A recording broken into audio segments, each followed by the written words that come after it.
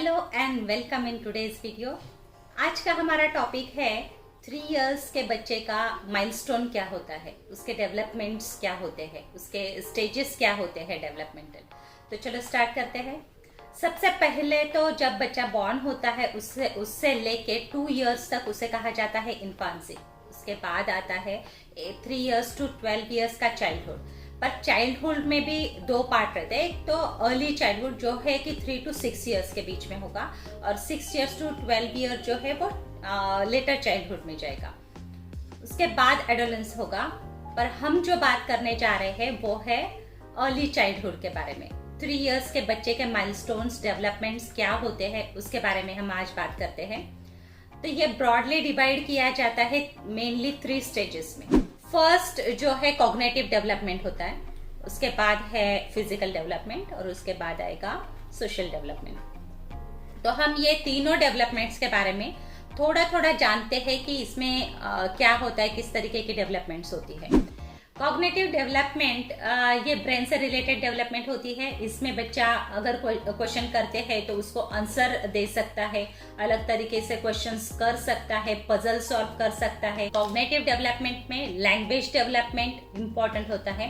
Language development में क्या होता है ना कि 3 इयर्स का बच्चा न्यू वर्ड्स सीखता है, कुछ सेंटेंसेस फॉर्म करने की कोशिश करता है, स्टोरीज सुनता है और वो बोलने की कोशिश करता है।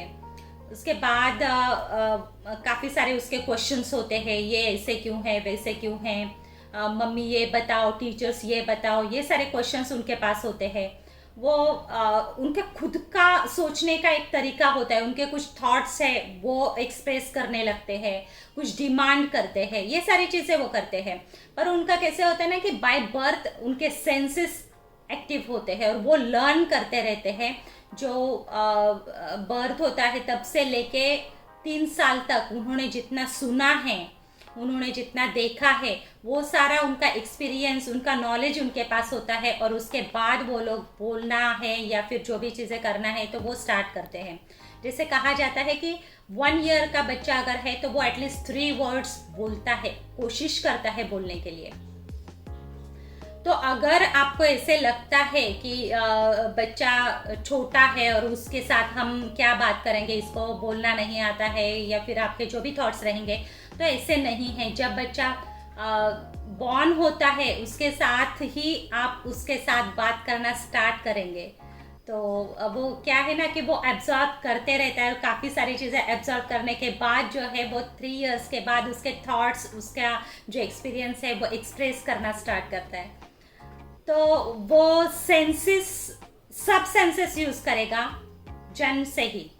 पर उसका प्रोसेस ऐसे रहेगा ना कि पहले लिसनिंग है, उसके बाद स्पीकिंग आएगा, उसके बाद रीडिंग आएगा, और उसके लास्ट में राइटिंग आएगा। तो 3 इयर्स का बच्चा सबसे लास्ट में जो करता है वो पेंसिल होल्ड करने का काम करेगा, और स्टैंडिंग लाइन, स्लीपिंग लाइन, या दीवारों पर गिराना है, कुछ भी गिरवाना है, कुछ पेंटिंग इधर उधर करनी है, सब चीज़ें खराब करके रखना है। तो ये सारी चीज़ें 3 इयर्स में हो जाती है जब वो पेंसिल होल्ड करना स्टार्ट करता है। तो राइटिंग ये सबसे लास्ट वाला प्रोसेस है। सबसे पहले वो अपना कान का यूज़ करके काफ़ी सारी चीज़ें वो सुनता है, एब्जॉर्ब कर रहा होता है, जबकि हमें पता भी नहीं होता है कि वो क्या सुन रहा है, क्या ले रहा है, क्या नहीं ले रहा है। तो हमें अपने वर्ड्स पर भी ध्यान देना है। जो भी हम चीज़ें उसके सामने, उसके साथ बात कर रहे हैं, उस टाइम पर बिल्कुल अपने वर्ड्स की तरफ ध्यान दें, सब पॉजिटिव चीज़ें उसके साथ बात करें, और इस तरीके से बात करनी है जैसे कि आपके सामने कोई मैच्योर पर्सन, एक कोई आपका फ्रेंड बैठा है और आप उसके साथ बात कर रहे हो, उस तरीके से आपको बात करनी है। अब सेकेंड स्टेज जो है वो है फिजिकल डेवलपमेंट। ये मसल्स का डेवलपमेंट होता है। तो इसके 2 पार्ट है, एक है फाइन मोटर स्किल और सेकेंड पार्ट है ग्रॉस मोटर स्किल। तो फाइन मोटर स्किल मतलब क्या होता है ना कि ये हमारा जो रिस्ट है, रिस्ट के आगे वाला पार्ट, जो छोटे छोटे मसल्स है वो यूज में आते हैं उसमें। तो ये मसल्स की वजह से, मतलब इसका यूज करके हम कैप को, जैसे बॉटल को कैप लगाना है, जैसे स्मॉल स्मॉल मसल्स का यूज करके हम कर सकते हैं। जैसे ड्रेस करना है, बटन्स लगाना है, छोटा सा कुछ हम साफ करते हैं, वेजिटेबल अगर साफ करने का काम करते हैं, कुछ एक्टिविटी देते हैं, पजल्स देते हैं, कुछ बीट्स होते हैं जिसको मूव करना पड़ता है, जैसे राइटिंग करते हैं उस टाइम पर भी हमारा ये छोटे मसल्स यूज होते हैं। ये है फाइन मोटर स्किल्स। और ग्रॉस मोटर स्किल्स क्या होता है कि ये बड़े वाले मसल्स जो है, हाथ के पैर के जो भी बड़े वाले मसल्स यूज होते हैं वो है ग्रॉस मोटर स्किल्स। अब ग्रॉस मोटर स्किल्स क्या है कि जैसे वॉकिंग करना है, रन करना है, स्टेयर के ऊपर जाना है, नीचे उतरना है, या फिर ट्राईसाइकिल चलाना है, उसके लिए बहुत ज़्यादा स्ट्रेंथ चाहिए रहती है। वो 3 इयर्स तक आ जाती है, वो अपने आप से पेडल चलाना स्टार्ट करता है। तो ये सारी चीज़ें फाइन मोटर स्किल्स और ग्रॉस मोटर स्किल्स में आती है। अब लास्ट में आता है सोशल डेवलपमेंट, और सोशल डेवलपमेंट में है मॉरल डेवलपमेंट और इमोशनल डेवलपमेंट। मॉरल डेवलपमेंट में हमें बताना है बच्चों को कि क्या चीज़ें सही है और क्या गलत है, उस तरीके से वो करते हैं। पर इमोशनल डेवलपमेंट इस एज से ही स्टार्ट होता है। इस एज में वो अपना एंगर है, एक्साइटमेंट है, हैप्पीनेस है, जो भी चीज़ें हैं वो एक्सप्रेस करना स्टार्ट करते हैं। वो इमिटेट करना उनको ज़्यादा पसंद आता है, टीचर्स को, पेरेंट्स को इमिटेट करते हैं। कोई फ्रेंड है तो वो फ्रेंड्स बनाना चाहते हैं, बहुत सारे उनको फ्रेंड्स चाहिए होते हैं।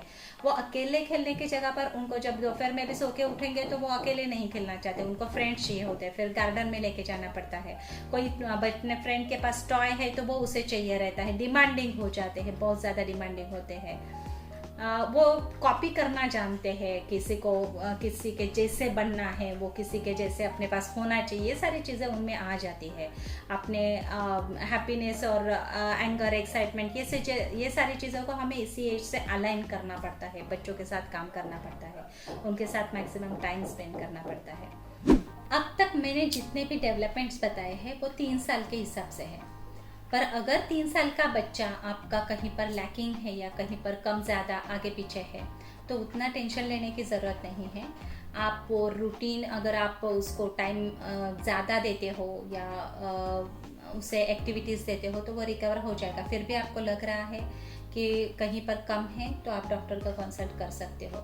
और फिर भी मैं सजेस्ट करूँगी कि अगर डॉक्टर के हिसाब से वो सही है और आपको ऐसे लग रहा है कि वो कहीं पीछे पड़ रहा है तो आप तुरंत ही एक्टिविटी स्टार्ट कर दीजिए, क्योंकि वो स्टार्ट करने से आपको बहुत ज़्यादा कुछ पे नहीं करना है, बहुत ज़्यादा कुछ लॉस में आप नहीं जाने वाले हो। तो बिल्कुल आप एक्टिविटीज़ के साथ स्टार्ट कर सकते हो, क्योंकि मैं ये जानती हूँ माँ से बेटर डॉक्टर या माँ से बेटर टीचर कोई हो ही नहीं सकता है। आप बस पेशेंस रखिए। आपको मेरे हेल्प की ज़रूरत जहाँ पर भी रहेगी मैं आपके साथ हूँ। मेरा मेल आईडी दिया हुआ है तो आप वैसे कंसल्ट कर सकते हो।